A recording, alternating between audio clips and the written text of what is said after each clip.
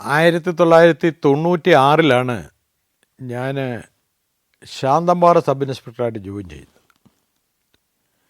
ശാന്തമ്പാറ എന്ന് പറഞ്ഞാൽ ഒരു മലയോര ഗ്രാമമാണ്.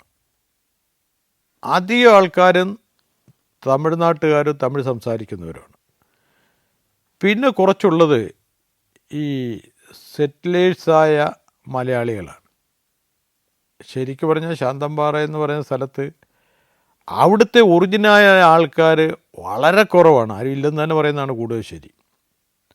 കാര്യം ഈ തമിഴ്നാടിൻ്റെ ബോർഡർ ആയതുകൊണ്ട് തന്നെ തമിഴ്നാട്ടിൽ നിന്നാണ് ആൾക്കാർ ഇവിടത്തേക്ക് കടന്നു വരുന്ന കാര്യം. അതിൻ്റെ തൊട്ടടുത്ത് ബോഡി നായ്ക്കന്നൂരാണ്. അപ്പോൾ ബോഡി നായ്ക്കന്നൂരിലൊക്കെ ജോലി സാധ്യത കുറവായതുകൊണ്ടും ഈ ശാന്തമ്പാറ ഏരിയയിൽ ഒരുപാട് ഏലത്തോട്ടമുണ്ട്, തേയിലത്തോട്ടമുണ്ട്. തേയിലത്തോട്ടം എല്ലാം ഹാരിസൺ മലയാളത്തിൻ്റെയും ഏലത്തോട്ടങ്ങളെല്ലാം ഓരോരോ വേറെ ഓണർമാരുടേതുമാണ്. ഇതിൽ പല ഏലത്തോട്ടങ്ങളിലെ ഉടമസ്ഥരെന്ന് പറയുന്നത് തമിഴ്നാട്ടുകാരാണ്. എനിക്ക് തോന്നുന്നത് പണ്ട് കാലത്ത് ഈ തമിഴ്നാടുമായിട്ട് ഇത്ര ലയിച്ച് കിടക്കുന്നുണ്ട് തമിഴരാണ് ഒരുപാട് ഏലത്തോട്ടങ്ങൾ അവിടെ ഉണ്ടാക്കുകയും അവിടെ സെറ്റിൽ ചെയ്യുകയും ചെയ്തിരിക്കുന്നത്. അതുകൊണ്ട് തന്നെ തമിഴ്നാട്ടുകാരായ തൊഴിലാളികൾ എന്നുവെച്ചാൽ അവരൊന്നും കൂടിയ ലെവലിലുള്ള ഉദ്യോഗസ്ഥരല്ല. ഏലക്ക നുള്ളുക, തേയിലക്കുളന്ത് നുള്ളുക, തോട്ടം പണി ചെയ്യുക, ഏലക്ക ഉണക്കുക, വിൽക്കുക, തൂക്കുക, അങ്ങനെയൊക്കെയുള്ള ഈ കാഷ്വൽ ലേബർ പണികളാണ് അവരെല്ലാം ചെയ്യുന്നത്. നേരത്തെ ഈ സ്ഥലമെല്ലാം ഉടുമ്പൻചോല പോലീസ് സ്റ്റേഷൻ്റെ കീഴിലായിരുന്നു. ഇപ്പോൾ ഉടുമ്പൻചോല പോലീസ് സ്റ്റേഷൻ ഇല്ല. അത് ഇപ്പോൾ പുതിയതായിട്ട് ഉടുമ്പൻചോല പോലീസ് സ്റ്റേഷൻ തുടങ്ങിയിട്ടുണ്ട്. ഏതായാലും ഞാൻ അവിടെ ജോയിൻ ചെയ്ത സമയത്ത് ഉടുമ്പൻചോല പോലീസ് സ്റ്റേഷൻ ഇല്ല. അത് ഉടുമ്പൻചോല പോലീസ് സ്റ്റേഷൻ്റെ അതിർത്തി നെടുങ്കണ്ടം പോലീസ് സ്റ്റേഷനും ശാന്തമ്പാറ പോലീസ് സ്റ്റേഷനുമായിട്ട് മാറി. അങ്ങനെ ഉള്ള ശാന്തമ്പാറ പോലീസ് സ്റ്റേഷനാണ് ഞാൻ ചെന്നത്. അന്ന് ഞാൻ ചെല്ലുന്ന ആ സമയത്ത് AK ആൻ്റണിയാണ് മുഖ്യമന്ത്രി തോന്നുന്നു, UDF ഭരണമാണെന്ന് തോന്നുന്നു. പെട്ടെന്ന് തന്നെ അദ്ദേഹം മദ്യനിരോധനം ചാരായ നിരോധനം കൊണ്ടുവന്നു. അപ്പോൾ കേരളത്തിൽ മദ്യം കിട്ടാൻ വളരെയധികം ബുദ്ധിമുട്ടാണ്. അപ്പോൾ ഇത് തമിഴ്നാടിൻ്റെ ബോർഡർ ആയതുകൊണ്ട് തമിഴ്നാട് ഇത് സുലഭവുമാണ്. അപ്പോൾ അങ്ങനെ തമിഴ്നാട്ടിൽ നിന്ന് ഇത് മദ്യം ഇഷ്ടം പോലെ കേരളത്തിലേക്ക് ഈ ശാന്തമ്പാറയുടെ മലയിടുക്കുകൾ വഴി ഒഴുകാൻ തുടങ്ങി. അതിനൊരു മെയിൻ റോഡുണ്ട്, പൂപ്പാറ വഴി ശാന്തമ്പാറയൊക്കെ എത്തുന്നത്, ബോഡി നായ്ക്കന്നൂർ. പക്ഷേ ഈ റോഡ് കവർ ചെയ്യുന്നതുകൊണ്ട് വലിയ കാര്യമില്ല.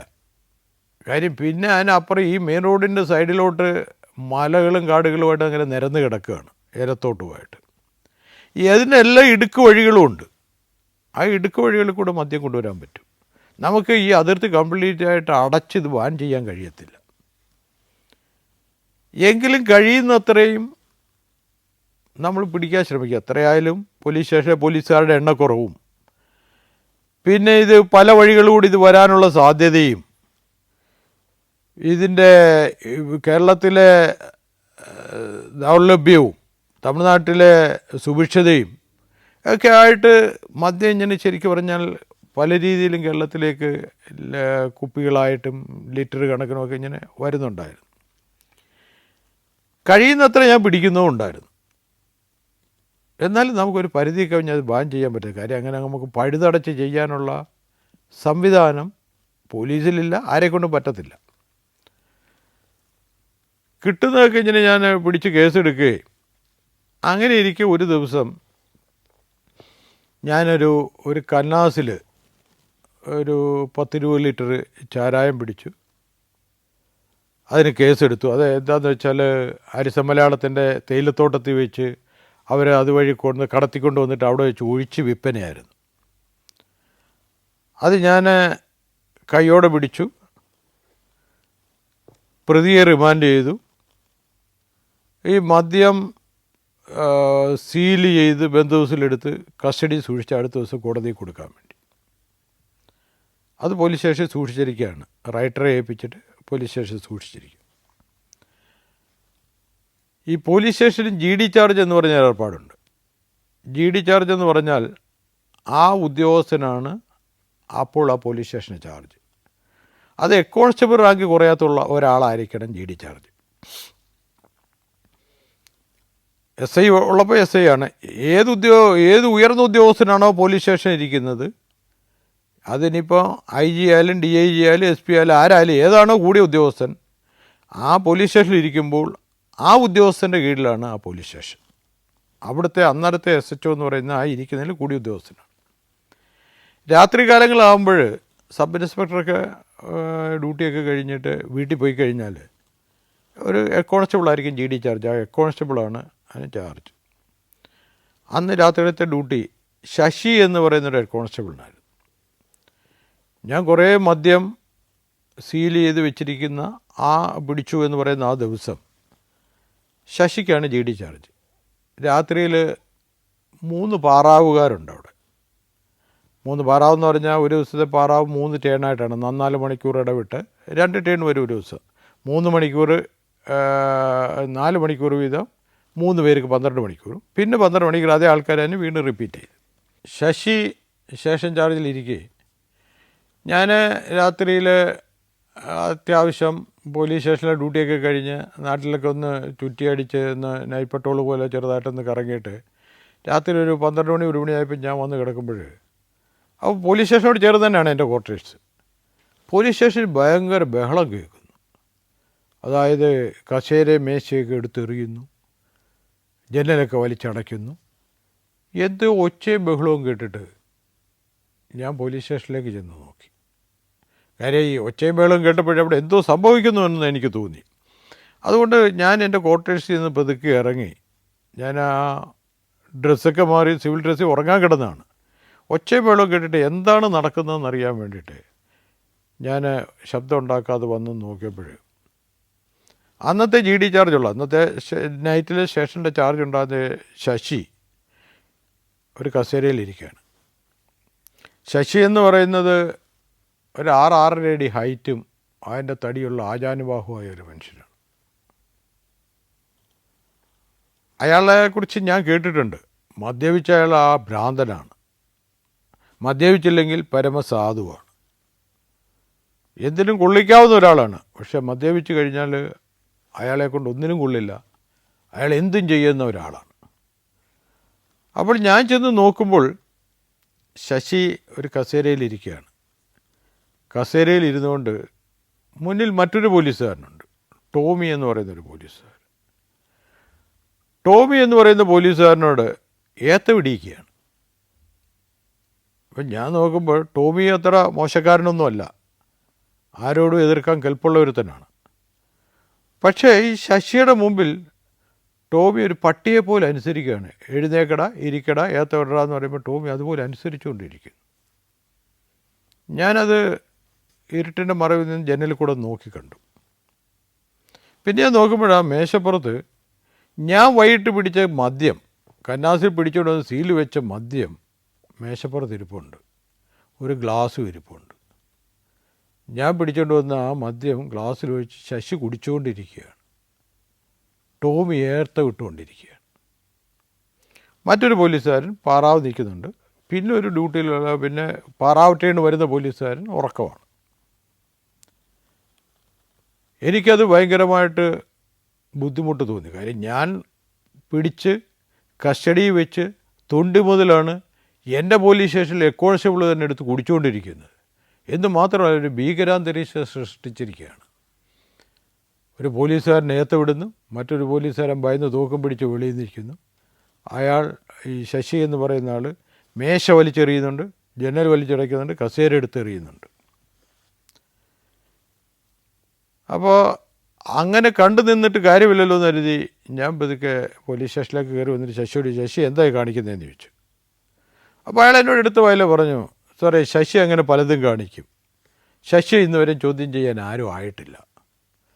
ഞാൻ പറഞ്ഞു അങ്ങനെ പറഞ്ഞിട്ട് കാര്യമില്ലല്ലോ, ഇത് കേസിലെ തൊണ്ടി മുതലാണിത്. ഇത് നിങ്ങളെടുത്ത് വെച്ച് കുടിച്ചിട്ട് ഞാൻ നാളെ കോടതിയിൽ എന്താണ് ഹാജരാക്കുന്നത്, അത് ശശി അങ്ങനെ ചെയ്യും.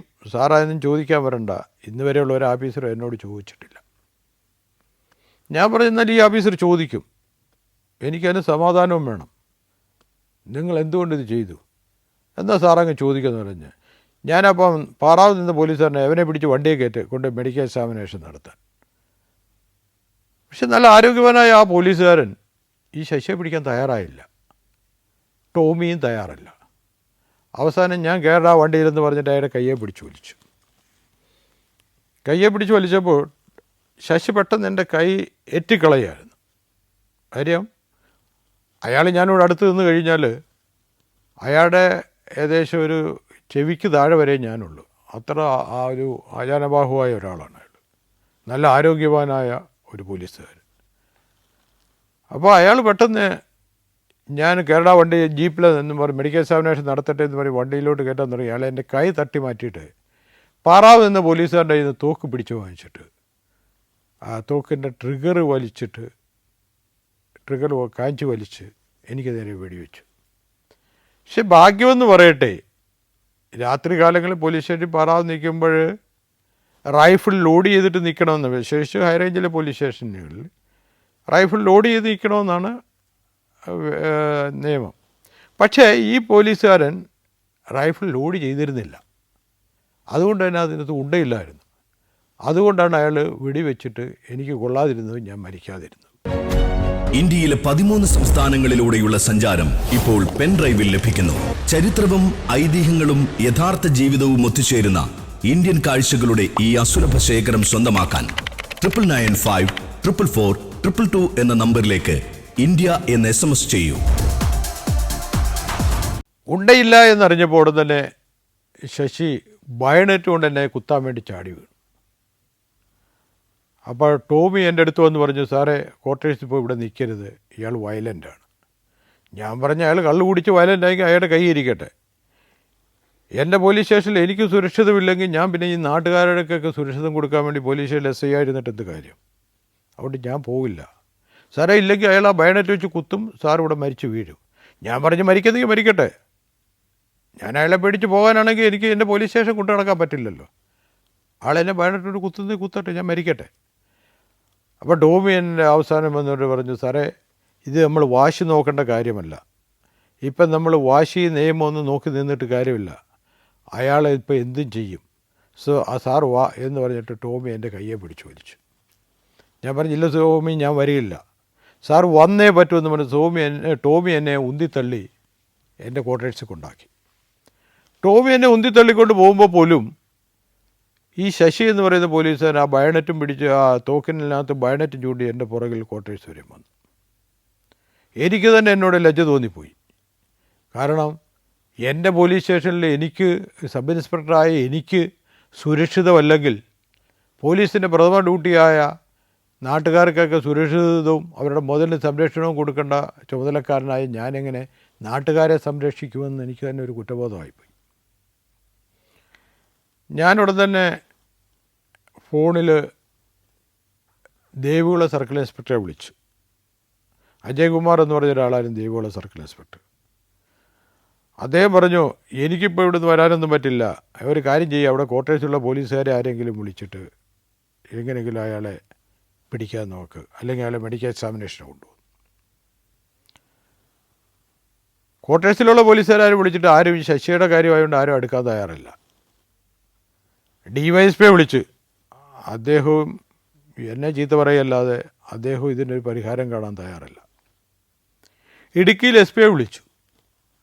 ഇടുക്കിയിൽ SP വിളിച്ചപ്പം SP പറഞ്ഞു, നിങ്ങളുടെ പോലീസ് സ്റ്റേഷനിൽ ഒരു സംഭവം ഉണ്ടായാൽ ഇടുക്കിയിൽ നിന്ന് ഞാൻ വന്ന് വേണം ഈ അർദ്ധരാത്രി ഈ രാത്രി 2 മണി സമയത്ത് പരിഹരിക്കാൻ. നിങ്ങൾക്ക് വേറെ സർക്കിൾ ഇൻസ്പെക്ടർ DYSP ആരും ഇല്ലേ? ഞാൻ പറഞ്ഞു, സാർ അവരോടൊക്കെ പറഞ്ഞു ഇങ്ങനെ സംഭവം എന്ന് പറഞ്ഞപ്പം അവരാരും ഒന്നിനും മുതിരുന്നില്ല, എനിക്ക് പോലും സുരക്ഷിതമല്ലാത്തൊരവസ്ഥ. അപ്പോൾ അദ്ദേഹം പറഞ്ഞത്, അങ്ങനെ സുരക്ഷിതമല്ലാത്തൊരവസ്ഥയാണെങ്കിൽ നിങ്ങൾ തന്നെ അനുഭവിക്കുകയുള്ളൂ, എനിക്കേതായാലും ഇടുക്കിയിൽ നിന്ന് കിലോമീറ്റർ താണ്ടി അവിടെ ഇപ്പോൾ രാത്രി വന്ന് നോക്കാനൊന്നും പറ്റില്ല. അപ്പോൾ ആ 3 പേരും കൈ ഒഴിഞ്ഞതോടുകൂടി അത് തന്നെ ഞാൻ ഈ 3 പേരെയും ഫോൺ ചെയ്തത്, അവിടുന്ന് ഞാൻ മുറ്റത്ത് കിടന്ന് ജീപ്പെടുത്ത് അവിടുത്തെ പഞ്ചായത്ത് പ്രസിഡന്റ് സേനാപതി ശശി എന്ന് പറഞ്ഞ ഒരാളാണ് അവിടുത്തെ പഞ്ചായത്ത് ശാന്തപാറ പഞ്ചായത്ത് പ്രസിഡന്റ്. സേനാപതി ശശിയുടെ സേനാപതി ശശിയുടെ വീട്ടിൽ നിന്നാണ് ഈ 3 പേരെയും ഫോൺ ചെയ്യുന്നത്. അപ്പോൾ സേനാപതി ശശിക്ക് കാര്യങ്ങൾ മുഴുവനും അറിയാം. പക്ഷേ എൻ്റെ ഈ മേലുദ്യോഗസ്ഥന്മാരാരും തന്നെ അത് സോൾവ് ചെയ്യാനോ എനിക്ക് ഒരു സംരക്ഷണം തരാനോ അല്ലെങ്കിൽ എന്നെ ഏത് രീതിയിൽ പ്രൊട്ടക്റ്റ് ചെയ്യാനോ അവരാരും തയ്യാറായില്ല. അപ്പോൾ ഒരു കാര്യം എനിക്ക് ഉറപ്പായി, അവരിൽ നിന്ന് ആരിൽ നിന്നൊന്നും പ്രതീക്ഷിച്ചിട്ട് കാര്യമില്ല. ഏതായാലും ഞാൻ വെളുപ്പിനെ ഒരു 5 മണി ആയതോടുകൂടി വീണ്ടും പോലീസ് സ്റ്റേഷൻ വന്നു. ഞാൻ 5 മണിക്ക് പോലീസ് സ്റ്റേഷൻ വരുമ്പോൾ ശശി കുളിച്ച് കുറിയൊക്കെ തൊട്ട് മുകളിലൊരു അമ്പലമുണ്ട്, സ്റ്റേഷൻ മുകളിലായിട്ടൊരു അമ്പലമുണ്ട്, അമ്പലത്തിൽ പോയി തൊഴുത് ചന്ദനമൊക്കെ ആയിട്ട് എൻ്റെ അടുത്ത് വന്നു. സാറേ ഞാൻ അമ്പലത്തിൽ പോയിട്ട് വരുവാണ്, ചന്ദനമാണ് സാറേ, ഇച്ചിരി ചന്ദനം തൊടണമെന്ന്.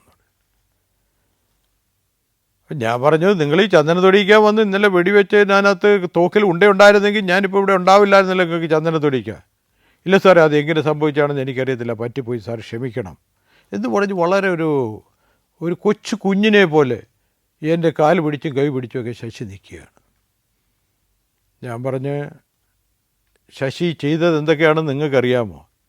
സാറേ അങ്ങനെയൊക്കെ പറ്റിപ്പോയി, ക്ഷമിക്കണം. ഒരു കൊച്ചു കുഞ്ഞിനെ പോലെ കേണുകൊണ്ട് അയാൾ എൻ്റെ പുറകെ നിൽക്കുകയാണ്. ഞാൻ പറഞ്ഞു, നിങ്ങൾ ഈ പറഞ്ഞ കാര്യങ്ങളൊക്കെ ശരിയാണ്, പക്ഷേ എന്നെ സംബന്ധിച്ചിടത്തോളം ഇതൊക്കെ വലിയ കാര്യങ്ങളാണ്. ആ തോക്കിൽ ഒരു ഉണ്ടയുണ്ടായിരുന്നെങ്കിലോ അല്ലെങ്കിൽ ആ ബയണറ്റിൻ്റെ ഒരു കുത്തു ഉണ്ടായിരുന്നെങ്കിലോ ഞാനിന്ന് ഉണ്ടാകുമായിരുന്നില്ല ഇതെന്ന് കേൾക്കാൻ. നിങ്ങളതിനെ അങ്ങനെ നിസ്സാരവൽക്കരിച്ച് കണ്ടിട്ട് കാര്യമില്ല. ശരിയാണ് സാറേ, എനിക്കൊരു 3 ദിവസത്തേക്ക് അവധി വേണമെന്ന് പറഞ്ഞു. ഞാൻ പറഞ്ഞു, നിങ്ങളൊരു ആപ്ലിക്കേഷൻ എഴുതിക്കൊണ്ടോ, ഇപ്പം തന്നെ അവധി ഗ്രാൻറ്റ് ചെയ്തേക്കാമെന്ന് പറഞ്ഞു. ഞാനുടൻ തന്നെ 3 ദിവസത്തേക്ക് അവധി ഗ്രാൻറ്റ് ചെയ്ത് കൊടുത്തു. അയാൾ രാവിലെ പോലീസ് സ്റ്റേഷൻ പോവുകയും ചെയ്തു. അയാൾ അന്ന് ഈ ശശിയുടെ അനന്തരവനോ അനന്തരവിളയോ എം മണിയുടെ അനന്തരവൻ കണ്ട് കല്യാണം കഴിക്കാനിരിക്കുകയാണ്, വിവാഹം കഴിക്കാനിരിക്കുകയാണ്. ശശി നേരെ പോയത് എം മണിയുടെ അടുത്തേക്കാണ്. അദ്ദേഹം അന്ന് എനിക്കൊന്ന് പാർട്ടി ജില്ലാ സെക്രട്ടറി എന്തായിരുന്നത്. അവിടെ ചെന്ന് പറഞ്ഞത്, ഈ വിവാഹ നിശ്ചയത്തിൽ പങ്കെടുക്കാൻ വേണ്ടി അവധി ചോദിച്ചിട്ട് ഞാൻ കൊടുത്തില്ല, അതിന് ഞാനുമായിട്ട് പിണങ്ങി വന്നിരിക്കുകയാണെന്നുള്ള രീതിയിലാണ് അവതരിപ്പിച്ചത്. പക്ഷെ സത്യം അതല്ല എന്നുള്ളത് എനിക്കറിയാം. അവിടുത്തെ പഞ്ചായത്ത് പ്രസിഡന്റ് അതേ പാർട്ടിക്കാരനാണ്, അദ്ദേഹത്തിനും അറിയാം. പക്ഷെ അവരെല്ലാം വിശ്വസിച്ചത് ഇങ്ങനെ അവധി കൊടുക്കാത്തത് കൊണ്ട് ഞാൻ എന്തോ മുഷിഞ്ഞ് സംസാരിച്ചു, അങ്ങനെയാണെന്ന് ധരിച്ചത്. അതിനെക്കുറിച്ച് പിന്നെ പാർട്ടി അന്വേഷണം നടത്തുകയൊക്കെ ചെയ്തിട്ടുണ്ട്. അത് പിന്നെ പാർട്ടി കാര്യങ്ങൾ അതിനകത്ത് ഞാൻ ഇടപെടേണ്ട കാര്യമില്ല. എങ്കിലും അവിടുത്തെ ഉള്ള പാർട്ടിക്കാർക്കൊക്കെ അറിയാം യഥാർത്ഥത്തിൽ എന്താ സംഭവിച്ചത്. അടുത്ത ദിവസം IG ഒരു കോൺഫറൻസ് വെച്ചിരുന്നു മൂന്നാറിൽ. അപ്പോൾ IG മൂന്നാറിലൊരു കോൺഫറൻസ് വെച്ചപ്പോൾ അദ്ദേഹം രാവിലെ വരുന്ന വഴി ഏതോ പത്രത്തിൽ ഈ ന്യൂസ് കണ്ടു. ന്യൂസ് വരാൻ മറ്റൊരു കാരണമുണ്ട്. ഈ ശാന്തമ്പാറ ദേശാഭിമാനിയുടെ അന്നത്തെ കറസ്പോണ്ടൻ്റ് ഈ പഞ്ചായത്ത് പ്രസിഡൻ്റാണ്. അദ്ദേഹത്തിന് എല്ലാ കാര്യങ്ങളും വ്യക്തമായിട്ട് അറിയാവുന്നതാണ്. അപ്പോൾ അദ്ദേഹം അതൊരു പത്രത്തിൻ്റെ കറസ്പോണ്ടൻ്റായിട്ട് ദേശാഭിമാനി പത്രത്തിലാണോ അതോ മറ്റേതെങ്കിലും പത്രത്തിലാണോ, ഏതായാലും പത്രങ്ങളിൽ നിന്ന് വായിച്ചറിഞ്ഞ് IG മുഷാഹരി എന്ന് പറഞ്ഞ ഒരാളായിരുന്നു അന്ന് IG. അദ്ദേഹം ഉടൻ തന്നെ ഇത് കണ്ടു. അദ്ദേഹത്തിൻ്റെ ഒരു കോൺഫറൻസ് അടുത്ത ദിവസം തന്നെ മൂന്നാർ വെച്ചിട്ടുണ്ടായിരുന്നു. അദ്ദേഹം കോൺഫറൻസിന് വന്നപ്പോൾ അതിനെ ഇടുക്കി ജില്ലയിലെ സീനിയർ ഓഫീസേഴ്സിനെ എല്ലാം വിളിച്ചു. ഇടുക്കി ജില്ലയിലെ മാത്രമല്ല ആ റേഞ്ചിലുള്ള എല്ലാ സീനിയർ ഓഫീസേഴ്സിനെ എല്ലാം വിളിച്ചു. അപ്പോൾ സർക്കിൾ ഇൻസ്പെക്ടർ മുകളിലോട്ടുള്ളവരെല്ലാം ആ കോൺഫറൻസിൽ പങ്കെടുത്തിട്ടുണ്ട്. അപ്പോൾ പെട്ടെന്ന് മുഷാരി സാർ ചോദിച്ചു, ഇങ്ങനൊരു സംഭവം ഉണ്ടായിട്ടുണ്ട്. മുഷാരി സാറാണെന്നാണ് എൻ്റെ ഓർമ്മ. ഇങ്ങനൊരു സംഭവം ഉണ്ടായിട്ടുണ്ട്, ഇതിന് എന്ത് നടപടിയാണ് എടുത്തിട്ടുള്ളത്? ഇടുക്കി SP യോട് ചോദിച്ചു. ഇടുക്കി SP പറഞ്ഞു, അതിന് പ്രത്യേകിച്ചൊന്നുമില്ല, ഇങ്ങനെ സംഭവം ഉള്ളതായിട്ട് ഞാൻ അറിഞ്ഞില്ല എന്നുള്ള രീതിയിലാണ് കണ്ട് അദ്ദേഹം പറഞ്ഞു. DYSP യോട് ചോദിച്ചു. DYSP കൈമലർത്തി. സർക്കിൾ ഇൻസ്പെക്ടറോട് ചോദിച്ചു. അദ്ദേഹം പറഞ്ഞു, സാറേ എന്തോ ഉണ്ടായി എന്നുള്ളതല്ലാതെ എൻ്റെ കാര്യങ്ങളൊന്നും അറിയത്തില്ല, എന്നാൽ എനിക്കത് പോരാ. ഒരു സബ് ഇൻസ്പെക്ടറെ ഒരു പോലീസുകാരൻ വെടിവെച്ചാൽ അതിൻ്റെ പേര് നിയമ നടപടി ഉണ്ടായില്ലെങ്കിൽ നിങ്ങൾ ഈ രാജ്യത്തെ സാധാരണക്കാരായ ആൾക്കാരെ എങ്ങനെ സേവിക്കുക, എങ്ങനെ സംരക്ഷിക്കും? അതുകൊണ്ട് ഇന്നിവിടെ കോൺഫറൻസ് നടത്തുന്നില്ല. കോൺഫറൻസ് ഇവിടെ വെച്ച് ബ്രേക്ക് ചെയ്യുകയാണ്. നേരെ ശാന്തപാറ സ്റ്റേഷനിലേക്ക് പോകണം. ഇപ്പോൾ എനിക്കതിന് FIR കിട്ടണം. അദ്ദേഹത്തിൻ്റെ നിർബന്ധ ബുദ്ധി കൊണ്ട് കുറച്ചു നേരം കഴിഞ്ഞു. ഞാൻ ഈ വിഷയങ്ങളൊന്നും അറിയുന്നില്ല. കുറച്ചു നേരം കഴിഞ്ഞപ്പോൾ IG വരുന്നു, SP വരുന്നു, DYSP വരുന്നു, CI വരുന്നു. എല്ലാവരും ശാന്തപാറ പോലീസ് സ്റ്റേഷനിലേക്ക് വന്നു. ശാന്തപാറ പോലീസ് സ്റ്റേഷനിലേക്ക് വന്നിട്ട് IG തന്നെ അവിടെ ഒരു അന്വേഷണം നടത്തി. അവിടെ ഉണ്ടായിരുന്ന പാറാവിലുണ്ടായിരുന്ന പോലീസുകാരെയും അവിടെ ഉണ്ടായിരുന്ന മറ്റ് പോലീസുകാരെയൊക്കെ കണ്ടു ചോദിച്ച് അദ്ദേഹത്തിന് കാര്യങ്ങളെല്ലാം വളരെ വ്യക്തമായി കഴിഞ്ഞപ്പോൾ SP, DYSP, CI ഒക്കെ അദ്ദേഹം വളരെയധികം വഴക്ക് പറഞ്ഞു. എന്നിട്ട് എന്നോട് ചോദിച്ചു, നിങ്ങൾക്ക് ഈ പോലീസ് സ്റ്റേഷൻ ഭരിക്കാൻ വിഷമമുണ്ടോ? ഞാൻ പറയും, ഒരു വിഷമമില്ല സാർ. നിങ്ങൾക്ക് ഭയമുണ്ടോ? ഞാൻ പറയും, എനിക്കൊരു ഭയവും ഇല്ല. ഒരു ശശി എങ്ങനെയാണെന്ന് ബാക്കി നാട്ടുകാർ മുഴുവൻ എനിക്കൊപ്പമുണ്ട്, പോലീസുകാർ മുഴുവൻ എനിക്കൊപ്പമുണ്ട്. ഒരു ശശി എനിക്കൊരു വിഷയമല്ല, ഒരു ഭയവും ഇല്ല എന്ന് പറഞ്ഞു. അല്ല, നിങ്ങൾക്ക് ഭയമുണ്ടെന്നില്ല, അതിനനുസരിച്ച് എന്താണെന്ന് വെച്ചാൽ ചെയ്യാം. ഞാൻ പറയും, എനിക്കൊരു ഭയമില്ല, എനിക്ക് പ്രത്യേകിച്ച് ഒരു കൺസെഷനും വേണ്ട. ഞാനിവിടുത്തെ തുടരാൻ തയ്യാറാണ്, എനിക്കൊരു പ്രൊട്ടക്ഷനും വേണ്ട, ഒന്നും വേണ്ട. ഉറപ്പാണോ എന്ന് ചോദിച്ചു. ഞാൻ പറഞ്ഞു, ഉറപ്പാണ്, എനിക്കൊരു പ്രൊട്ടക്ഷനും ഇല്ലാതെ ഞാനിവിടെ തുടരാൻ, എനിക്കൊന്നും വേണ്ട, എനിക്ക് അക്കാര്യത്തിൽ ഭയവും ഇല്ല എന്ന് പറയും. ഉടൻ തന്നെ അദ്ദേഹം സർക്കിൾ ഇൻസ്പെക്ടറോട് പറഞ്ഞ് മൊഴിയെടുത്ത് കേസെടുക്കാൻ പറഞ്ഞു. സർക്കിൾ ഇൻസ്പെക്ടർ അന്ന് അജയ്കുമാർ എന്ന് പറഞ്ഞ ഒരാളാണ്. അദ്ദേഹം ഉടൻ തന്നെ എൻ്റെ മൊഴിയെടുത്തു, അദ്ദേഹത്തിൻ്റേതായിട്ട് FIR എടുത്തു, കേസ് രജിസ്റ്റർ ചെയ്തു. ശശി പ്രതിയായി. ശശിക്ക് ആ കേസ് ജാമ്യം കിട്ടാൻ തന്നെ ഒരുപാട് ബുദ്ധിമുട്ടി. ഞാൻ അറിഞ്ഞത് അദ്ദേഹത്തെ കുറേ കുരുമുളകും തോപ്പും ഒക്കെ ഉണ്ട്, അതൊക്കെ വിട്ടിട്ടാണ് ഹൈക്കോടതിയിൽ പോയി വക്കീലന്മാർക്ക് ഒരുപാട് പൈസ കൊടുത്തൊക്കെ ജാമ്യം എടുത്തതെന്നൊക്കെയാണ് അറിഞ്ഞത്. ഏതായാലും ജാമ്യത്തിൽ ഇറങ്ങിയ ശേഷം കുറേ കാലം ശശി സസ്പെൻഷനിലായിരുന്നു. പിന്നെ സർവീസിൽ കയറി. തൊടുപുഴ സെഷൻസ് കോടതി ആ കേസ് വിചാരണയ്ക്ക് വന്നു. അപ്പോൾ പോലീസ് സ്റ്റേഷനിൽ സബ് ഇൻസ്പെക്ടർ ഹെഡ് കോൺസ്റ്റബിൾ ഒരു മദ്യവെച്ചിട്ട് വെടിവെച്ചു എന്ന് പറയുമ്പോൾ അതിന് എല്ലാവിധ തെളിവുകളുമുണ്ട്. സ്വാഭാവികമായിട്ടൊരു സെഷൻസ് ജഡ്ജിന് അത് തോന്നുമ്പോൾ കേൾക്കുമ്പോൾ തന്നെ അവിടെ നടന്ന മര്യാദകേടിനെക്കുറിച്ച് ബോധ്യം ഉണ്ടാവുകയും കേസ് ശിക്ഷിക്കുമെന്നുള്ള രീതി, അതിനൊക്കെ തെളിവുകളും ഉണ്ടായിരുന്നു, സാക്ഷികളെല്ലാം പറയുകയും ചെയ്തു. എന്നിട്ട് തന്നെ ശശി ടോമി എന്ന് പറയുന്ന പോലീസുകാരനോട് പറഞ്ഞു, നീ എനിക്കെതിരെ അവിടെ സാക്ഷി പറഞ്ഞാൽ നിന്നെ ഞാൻ വണ്ടി കയറ്റി കൊല്ലുമെന്ന്. അങ്ങനെ പല പോലീസുകാരും ഭീഷണിപ്പെടുത്തിയെങ്കിലും എല്ലാവരും കൃത്യമായിട്ട് മൊഴി പറഞ്ഞു. പക്ഷേ ആ കേസ് ശിക്ഷിക്കുമെന്നായപ്പോൾ ശശി നേരത്തെ പറഞ്ഞ പഞ്ചായത്ത് പ്രസിഡന്റിനെ കൂട്ടി എൻ്റെ അടുത്ത് വന്നു.